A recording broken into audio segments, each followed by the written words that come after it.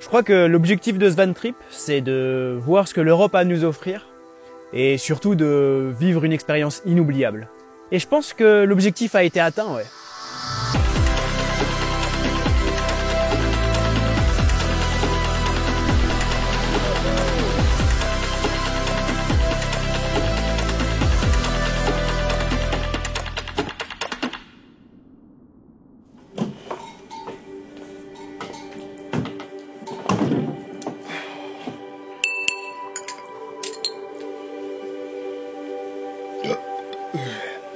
En octobre 2022, je me lance le plus gros défi de toute ma vie, aménager un camion en maison roulante pour partir faire le tour de l'Europe pendant 9 mois. Mais avant ça, il m'a fallu 8 mois de préparation pour trouver comment aménager ce van et répondre parfaitement à mes besoins. Ça a été un vrai casse-tête et surtout à la fin, l'addition était plutôt salée. C'est donc le 20 octobre 2023 que j'embarque mes dernières affaires pour le grand départ. Il est temps de dire un dernier au revoir aux parents et de prendre la route. Ouh, c'est parti! Mais au fait, je vous ai toujours pas dit où est-ce que je vais. Mon itinéraire est divisé en 3 parties. Le premier trajet, c'est de la maison à Grenoble jusqu'en Grèce. La deuxième partie, c'est la remontée des pays de l'Est jusqu'en Suède. Et la dernière partie, la meilleure, ma préférée, profiter et vadrouiller dans les pays scandinaves, la Suède et la Norvège jusqu'à la fin du voyage. Mais bon, avant ça, j'ai beaucoup de chemin à parcourir. Je commence ce voyage par traverser l'Italie du Nord avec les Dolomites. C'est une chaîne de montagnes qui est pas très loin de la maison, mais j'y suis jamais allé. Et pourtant, qu'est-ce que c'est magnifique!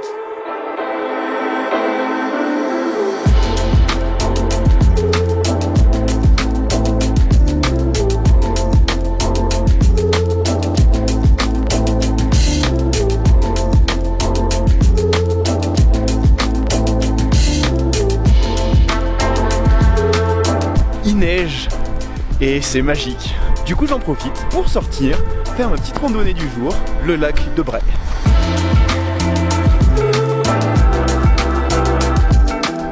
Les amis, lever de soleil sur les montagnes, mais c'est magique.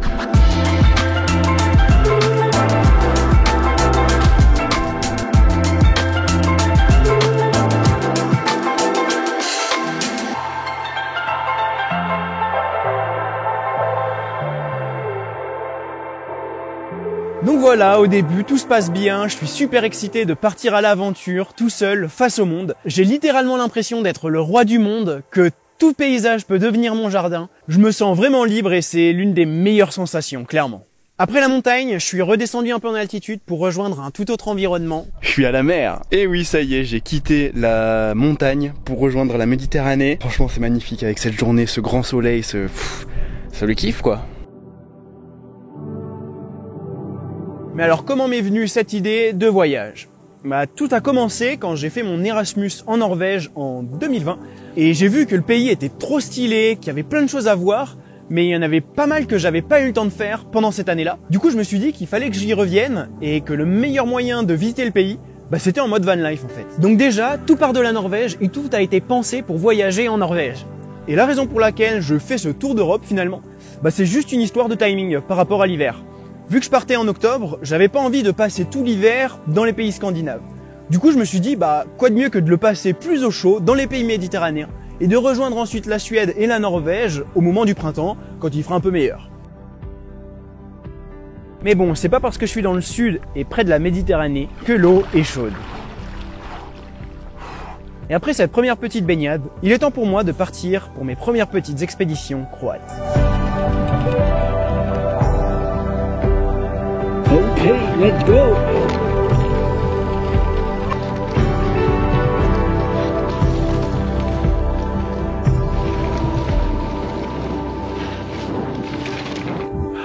Et voilà, je suis enfin arrivé au camion pendant la nuit.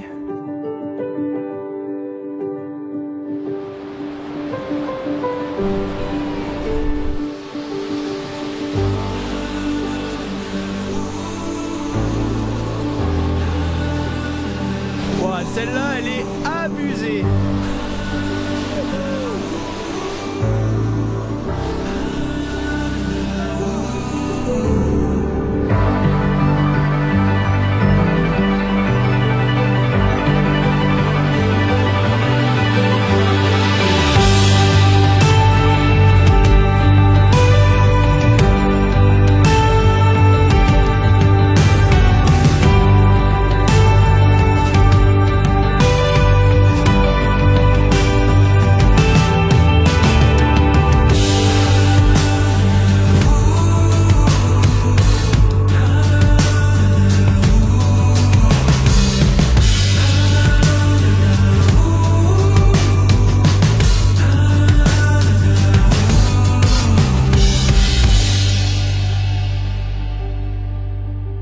Tout commence si parfaitement dans ce début de voyage. Déjà 1 mois que je suis parti et j'ai l'impression que ça en fait le double. Les paysages sont magnifiques. Je réussis à vivre ce que je suis venu chercher, l'aventure sans contrainte. Et surtout, le mode de vie de la van life me correspond parfaitement. Je me sens super bien dans mon petit van aménagé et mon camion se sent aussi super bien. Aucun pépin technique jusque-là.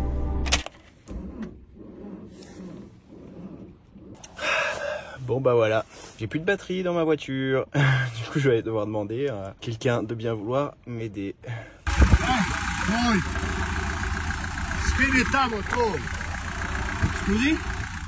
Bon bah fallait bien que ça arrive à un moment donné. J'ai eu une panne de batterie. Et c'est arrivé en plein milieu du Monténégro, à un moment donné où il pleuvait de fou, il y avait de l'orage, j'étais dans un tout petit village où il y avait personne. Heureusement, il y a un petit papy qui s'arrête à côté de moi. Du coup, je l'accoste pour qu'on fasse la petite technique des câbles. Sauf que lui, il parlait pas un mot d'anglais et moi, je parle pas le monténégrin. Du coup, ça donnait une scène lunaire où il me parlait dans sa langue et moi, je baragouinais entre de l'anglais, de l'italien, du français. Ça n'avait aucun sens. Et en plus de ça, ma batterie était tellement à plat que ça a mis 45 minutes à redémarrer le camion. Heureusement, le papy était ultra sympa et du coup, on a réussi à redémarrer le van et il m'a sauvé mon voyage, clairement. Après cette aventure, j'ai pu continuer mon périple dans le Monténégro et l'Albanie, qui sont malheureusement pas des pays incroyables. Les Bouches de Kotor au Monténégro sont très jolies et peut-être que j'y reviendrai un jour. Par contre, j'ai été très déçu par l'Albanie, qui est un pays assez sale en déchets plastiques et pas très beau de manière générale. Même si le sud du pays est beaucoup plus sauvage, il y a quelques endroits assez sympas, mais je pense pas y remettre les pieds un jour. Mais bon, c'était des étapes obligatoires avant de rejoindre la Grèce en décembre. Et alors là, la Grèce, ça a été un gros kiff de ce voyage. Ça a peut-être été ma destination préférée, avec l'Italie aussi. Et pour commencer en folie, je me suis rendu dans les Météores, un endroit surréaliste.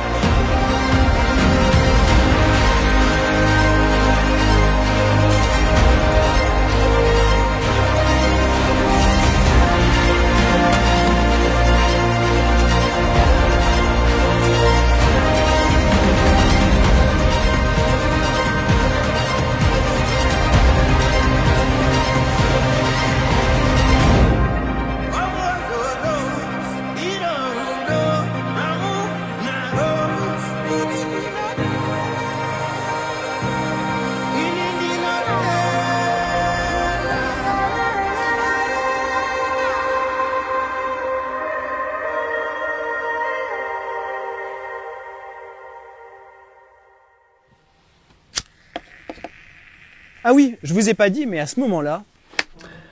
C'est mon anniversaire! Youhou! Écoutez, encore une année de passé et franchement, je suis bien content de cette année. J'ai suivi tous mes projets, tous mes rêves et j'en suis là aujourd'hui. Donc franchement, je suis super content et j'espère que l'année prochaine, ce sera la même chose, que je vais continuer de suivre mes projets, mes rêves et allez. Et quel meilleur cadeau d'anniversaire que de pouvoir réaliser l'un des multiples objectifs de ce van trip. Depuis que je prépare ce voyage, j'ai une idée en tête que j'ai envie de réaliser depuis un petit moment. Skier en Grèce. Parce que oui, il y a des montagnes et il peut y avoir de la neige. Alors pour tenter le coup, je me rends sur le mont Parnassos, qui culmine à 2400 mètres d'altitude. Donc si j'ai une chance d'y arriver, c'est bien ici. Au début, c'était pas gagné, mais avec un peu de persévérance, j'y suis arrivé. Youhou! J'ai mis les skis sur la neige en Grèce. Objectif sur ma liste des choses à faire en van trip, cocher, faire du ski en Grèce. Bon, je suis pas encore descendu, mais ça ne saurait tarder. En tout cas, je suis trop content de pouvoir faire ces quelques pas sur la neige.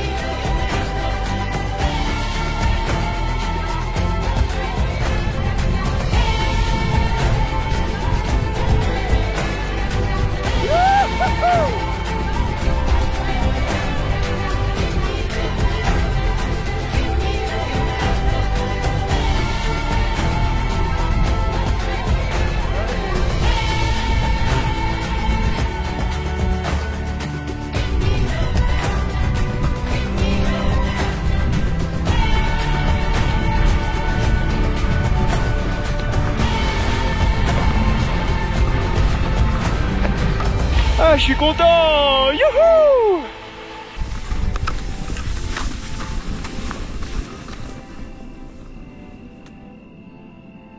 Et voilà comment s'achève cette première partie de voyage à travers les pays du sud de l'Europe.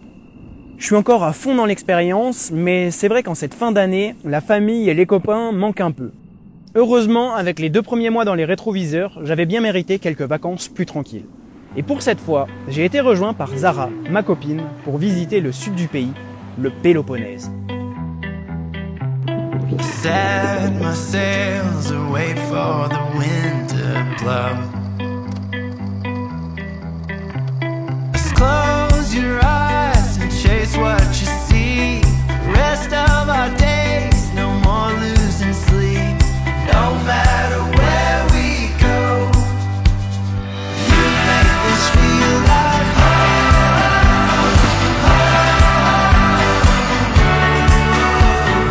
We're right where we belong.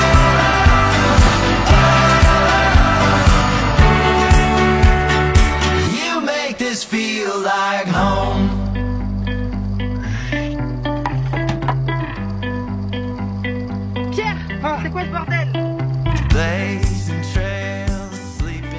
Malheureusement, toutes bonnes choses ont une fin, et Zara devait repartir. Cette parenthèse idyllique m'a reboosté et donné le courage de poursuivre mon aventure à travers les pays de l'Est. Après avoir côtoyé la Méditerranée pendant un long moment, j'allais m'aventurer dans une région de l'Europe qui me donnait pas forcément envie. À partir de maintenant et pendant plus d'1 mois, je rentre dans ce que j'appelle la deuxième partie de ce van trip, où je vais traverser 5 pays. La Bulgarie, la Roumanie, la Hongrie, la Slovaquie et la Pologne. C'est des pays qui me seraient pas forcément venus en tête pour un voyage, mais puisque je dois les traverser pour rejoindre la 3e partie de ce voyage, les pays scandinaves, et j'ai pris le temps de vadrouiller par là-bas. J'ai vu pas mal de choses variées dans ces pays, comme les pyramides de sable en Bulgarie, un lieu unique et original, des villes très charmantes et riches en histoire, notamment en Roumanie, en Hongrie ou en Pologne, avec le camp de concentration de Auschwitz-Birkenau, super impressionnant à voir. Mais je vais retenir surtout 3 choses qui m'ont le plus marqué dans cette traversée des pays de l'Est. La première, ça a été les 2 sorties ski que j'ai pu faire. Pas forcément dans les meilleures conditions, mais c'était tellement kiffant de skier dans d'autres montagnes que celles à la maison, que j'ai sauté sur l'occasion.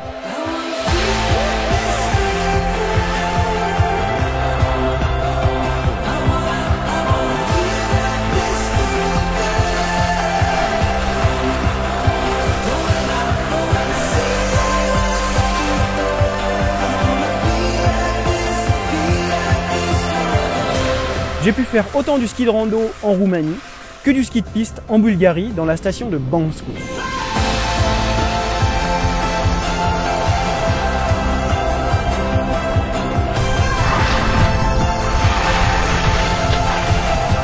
Et j'ai même réussi à me perdre dans un hors-piste où j'avoue j'étais pas serein dans cette situation. Heureusement tout s'est bien passé et j'en suis sorti indemne, t'inquiète pas maman. Je suis trop content de m'être laissé tenter par l'expérience de ski dans ces pays-là. Et rien que pour ça, j'ai bien fait de prendre mes skis dans mon van. La deuxième chose que je retiens des pays de l'Est, c'est mon passage dans le plus grand parc naturel de Hongrie, celui de Ortobágy. 80 000 hectares de steppe hongroise qui abritent de nombreuses espèces d'oiseaux migrateurs et autres animaux. Mais c'est aussi un berceau de la culture hongroise et des traditions. J'y suis resté pendant 2 jours, durant lesquels j'ai profité du beau temps pour visiter une partie du parc en vélo. Je suis pas expert en oiseaux, mais c'était rigolo d'en voir autant réunis au même endroit. Parfois, j'ai dû me faire le plus discret possible pour en approcher et les filmer. Et puis des fois, c'est eux qui venaient à moi. Le parc de Ortobágy a été un vrai petit paradis dans la traversée de l'Est, mais c'était quasiment rien par rapport à l'étape d'après, qui a juste excédé tout ce que je pouvais imaginer. Le parc naturel du paradis slovaque, c'est la plus grosse surprise de tout ce tour d'Europe, clairement. Je n'attendais absolument rien et pourtant j'ai été comblé. C'est un endroit magnifique, perdu au milieu du pays, avec plein de petites maisonnettes toutes mignonnes, et surtout, j'y ai fait l'une des plus belles randos de tout mon voyage, la Succia Bella. C'est dans une gorge et la balade remonte la rivière qui est au fond. Il y a des échelles, des passerelles à traverser et c'est giga stylé.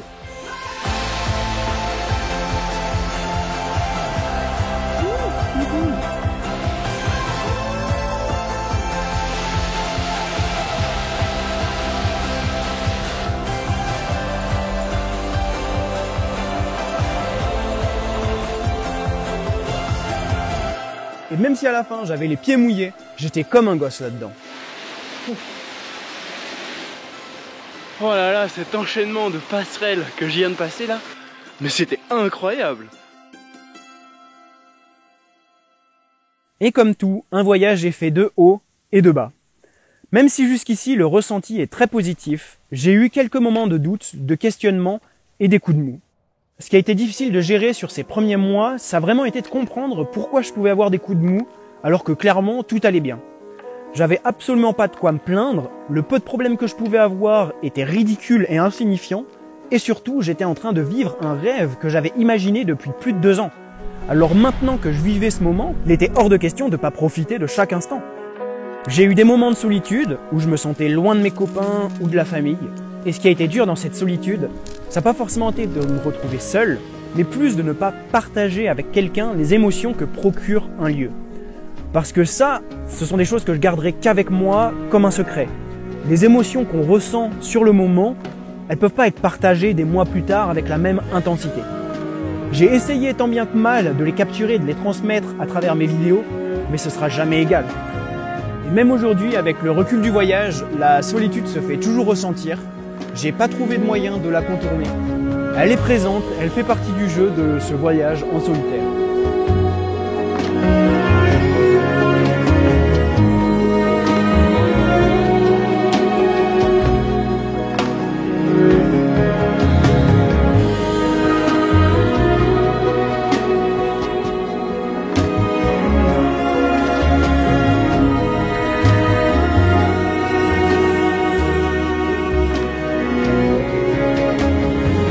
À la fin de cette traversée des pays de l'Est, j'ai pris un ferry depuis la Pologne pour rejoindre la Suède. Et c'est là que commence la 3e et dernière partie de ce tour d'Europe, mais qui est pour moi la plus importante parce que c'est ici que je voulais être de base. Donc au final, on peut dire que les 5 mois que je viens de passer juste avant, c'était uniquement pour me mener à cet endroit précis, la Suède. Alors là, pour moi, c'était un nouveau départ, presque un nouveau voyage tellement j'étais excité. J'arrive là-bas début mars, donc le printemps pointe le bout de son nez, et c'est trop agréable une fois sur place.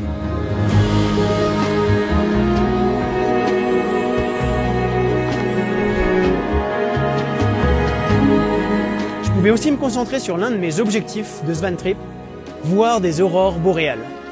C'est l'un de mes souhaits les plus chers et je sais que dans ce pays-là, à ce moment-là, je peux en voir. Il faut juste que j'attende le bon créneau, la bonne fenêtre météo. Mais avant ça, j'ai profité un peu de la montagne que la Suède a sur son territoire pour faire du ski de rando. J'avoue que je pensais trouver plus facilement de quoi faire du ski, mais finalement, c'est assez peu de grandes montagnes sur lesquelles ça vaut le coup de sortir les peaux de phoque. Alors, j'ai réussi à en faire dans la station de Åre, qui doit être la plus connue du pays. Mais là où je suis le plus fier, c'est d'avoir trouvé une montagne sur ma route, au milieu de la Laponie, et de pouvoir skier royalement seul.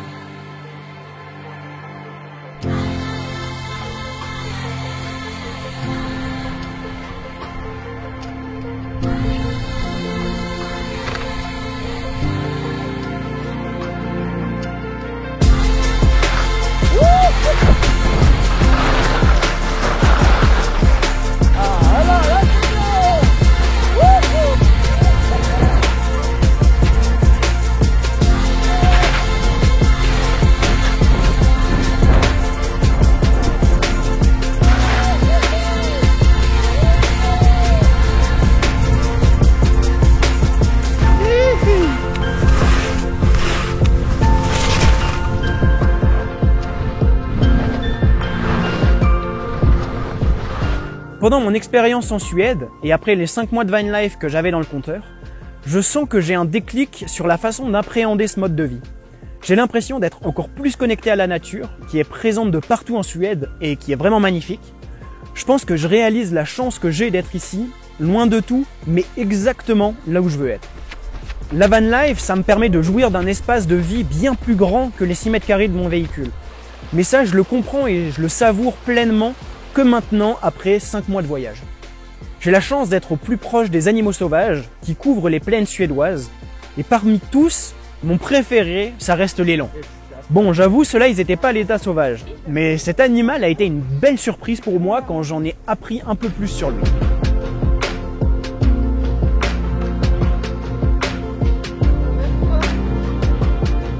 J'ai aussi eu un gros déclic par rapport à l'écoulement du temps.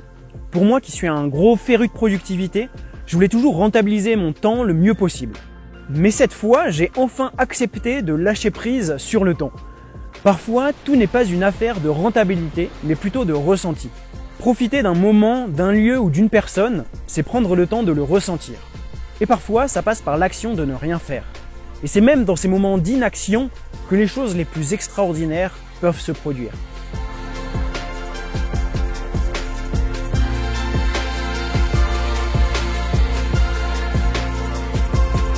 Ok, donc là il faut que je vous explique un peu ce qui vient de se passer. À ce moment-là, je suis dans un parc naturel au plein milieu de la Suède et je me dis, tiens, il y a une nuit claire qui arrive, je vais pouvoir filmer les étoiles. Je pense même pas aux aurores. Donc là je place ma GoPro devant mon van, j'attends toute la nuit et c'est que le lendemain matin que je découvre un peu ce qui s'est passé. Donc déjà je vois qu'il y a des aurores boréales et à ce moment-là il y a un animal qui vient bouffer ma GoPro et donc c'est pour ça qu'on voit un trait lumineux et ma GoPro qui se renverse à l'envers. Donc de 1, je suis dégoûté parce que j'ai loupé les aurores boréales qui étaient juste au-dessus du van. Et de 2, je suis encore plus dégoûté parce que ma vidéo des aurores boréales a été gâchée par un renard qui est venu bouffer ma GoPro à ce moment-là. Donc vraiment double malchance et on peut dire que mon objectif a été à moitié validé parce qu'il y a uniquement mon van qui a vu les aurores boréales. Mais bon, je perds pas espoir et je pense que je vais pouvoir en voir dans ma prochaine étape en Laponie. Et voilà, je passe maintenant dans le cercle polaire et je rentre sur le territoire de la Laponie suédoise. C'est un décor encore différent, avec des plaines immenses et surtout avec très peu d'habitations. Donc je me suis très vite senti au milieu de la nature.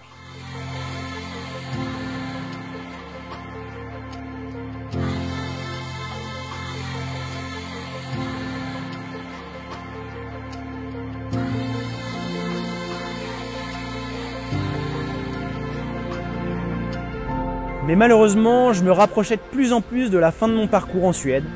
Après un dernier petit stop dans la cité minière de Kiruna, j'ai passé la frontière avec la Norvège et j'ai laissé la Suède et tous les bons moments derrière moi. Et je peux le dire, jusqu'à présent, ça a été mon pays préféré de tout mon voyage. Mais avec ce qui arrive après, je suis sûr que ça peut rivaliser.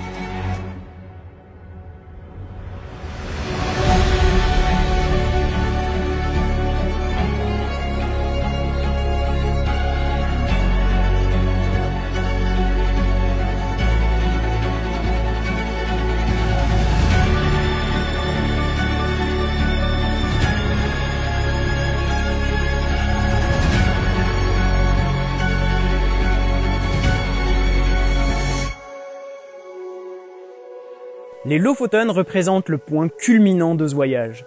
C'est un peu la raison pour laquelle je suis parti avec mon van.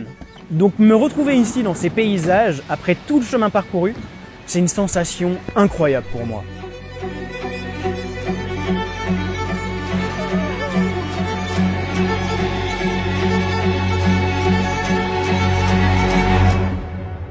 Avant de venir, j'avais vu pas mal de vidéos sur ce lieu.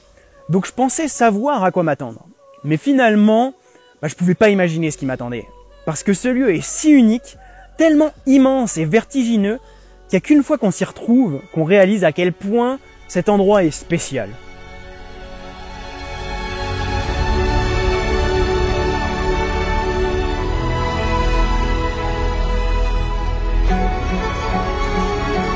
Avec mon van, j'ai eu la chance de prendre le temps de vadrouiller sur chaque route et de tester quasiment toutes les randos qu'il y a sur l'archipel. Je sais que ça peut paraître redondant comme ça, mais la vue est tellement spectaculaire sur chaque sommet que je m'en lassais jamais en vrai.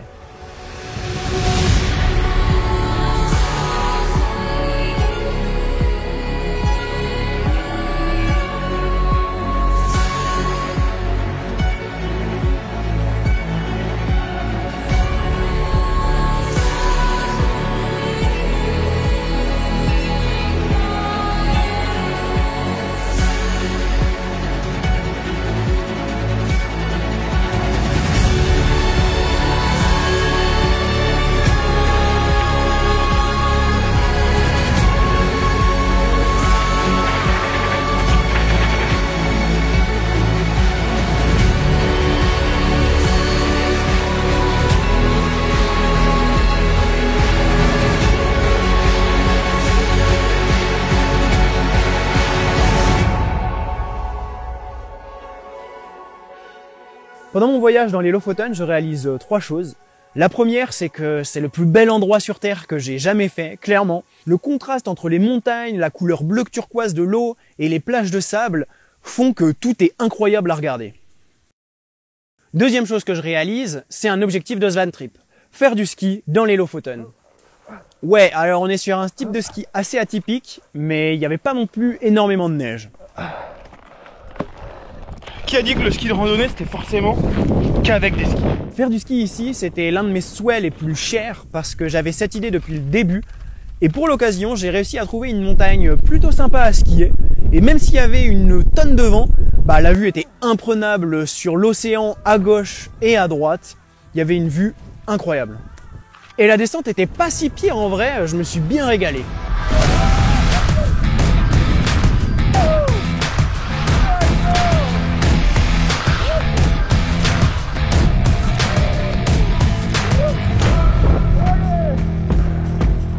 Malheureusement, les chaleurs printanières étaient là un peu trop tôt, donc ça a été la seule fois où j'ai pu faire du ski ici.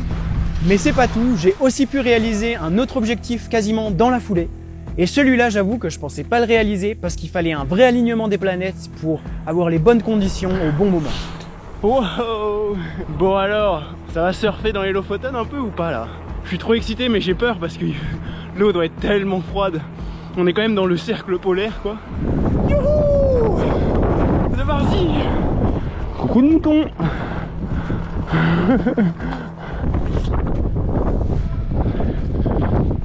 Bon bah voilà, je suis équipé. Allez, ça va surfer sévère.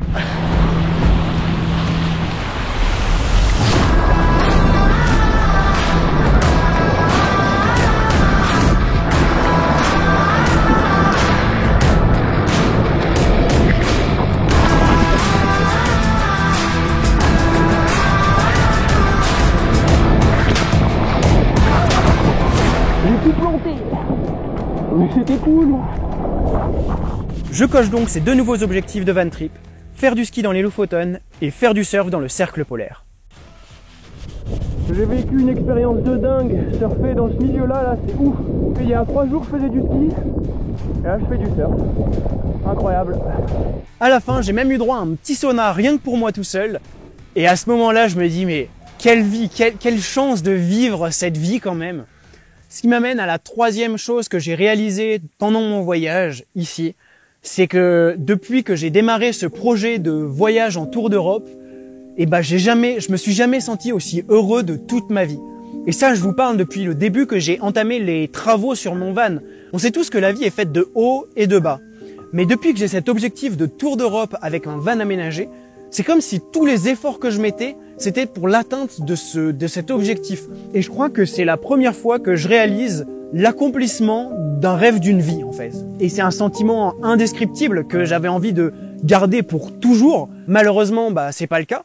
Et c'est là qu'entre en jeu ce que j'appelle le paradoxe du voyage. C'est qu'à un moment comme ça, on a envie que ça dure à l'infini.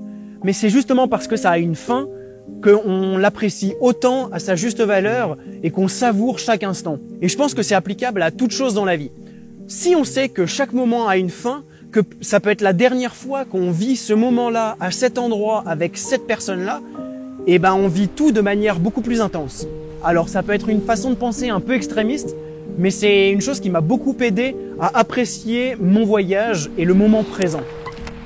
Bon, maintenant que j'approche de la fin des Lofoten, il me faut un dernier challenge pour finir mon parcours le plus intensément possible. Et ce challenge, je l'ai trouvé sur l'île de Veroy.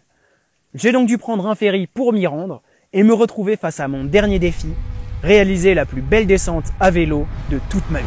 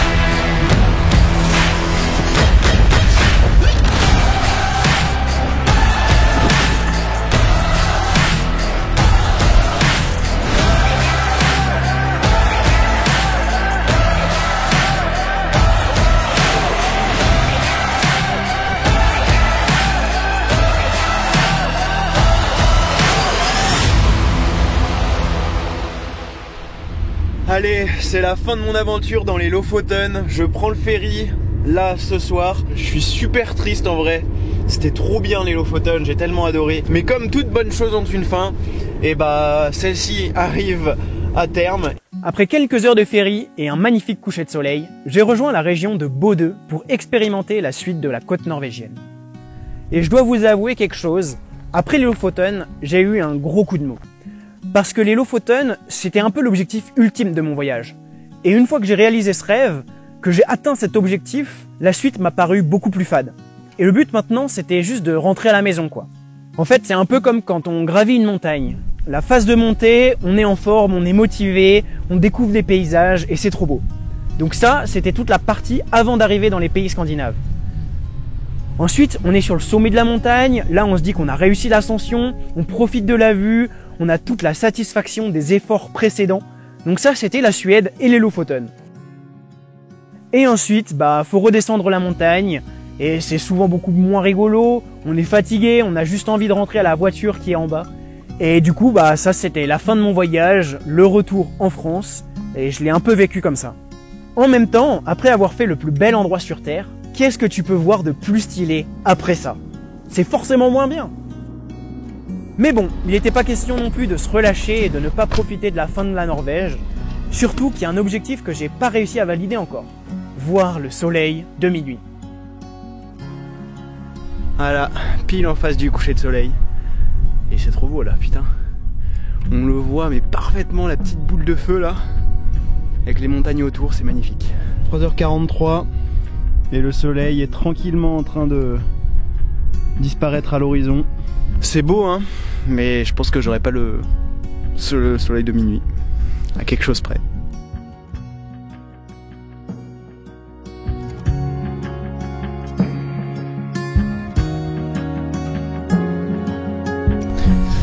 Bon, alors qui est prêt pour une petite baignade dans la mer?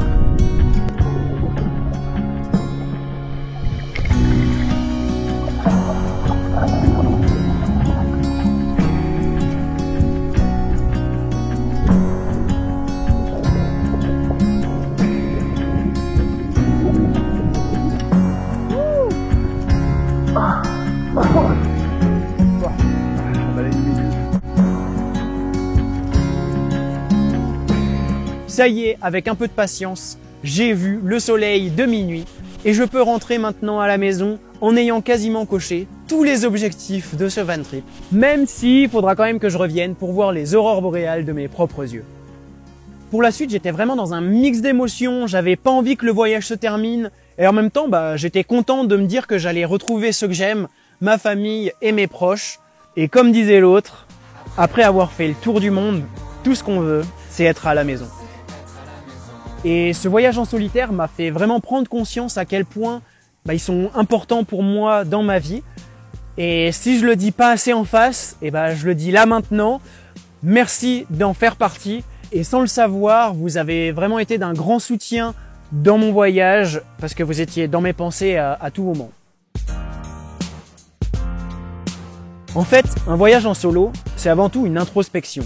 En apprendre plus sur soi-même, se poser des questions existentielles et ne jamais trouver de réponse. J'ai compris que pour apprécier un voyage dans son entièreté, il faut apprécier les hauts et les bas.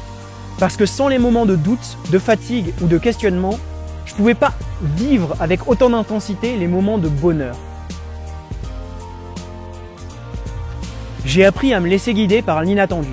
Moi qui ai souvent envie de tout planifier et d'organiser, j'ai laissé libre cours à mon ressenti plutôt qu'à mon calendrier. Au fond, je crois que la van life, c'est un mode de vie qui nous quitte jamais une fois qu'on l'a expérimenté. La van life, c'est pas forcément partir 10 mois autour de l'Europe ou même 3 semaines dans un pays voisin. Ça peut simplement être un week-end ou une nuit dans sa région. Conduire, trouver un spot, dormir dehors et faire de son jardin le monde qui nous entoure. Et une fois qu'on a compris ça, l'aventure n'a plus de limite. Au fond, je crois que la terre est ronde, pour une seule bonne raison. Après avoir fait le tour du monde, tout ce qu'on veut c'est être à la maison. Au fond, je crois que la terre est ronde, pour une seule bonne raison. Après avoir fait le tour du monde, tout ce qu'on veut c'est être à la maison. faire tout de suite tout ce qu'on peut faire plus tard. Tout ce qu'on veut c'est profiter de l'instant. On s'épanouit dans la lumière du soir. Tout ce qu'on veut c'est pouvoir vivre maintenant. Pourquoi faire tout de suite tout ce qu'on peut faire plus tard? Tout ce qu'on veut c'est profiter de l'instant. On s'épanouit dans la lumière du soir. Tout ce qu'on veut c'est pouvoir vivre maintenant. Au fond je crois que la terre est ronde, pour une seule bonne raison. Après avoir fait le tour du monde, tout ce qu'on veut c'est être à la maison. Au fond je crois que la terre est ronde, pour une seule bonne raison. Après avoir fait le tour du monde, tout ce qu'on veut c'est être à la maison. Au fond je crois que la terre est ronde, pour une seule bonne raison.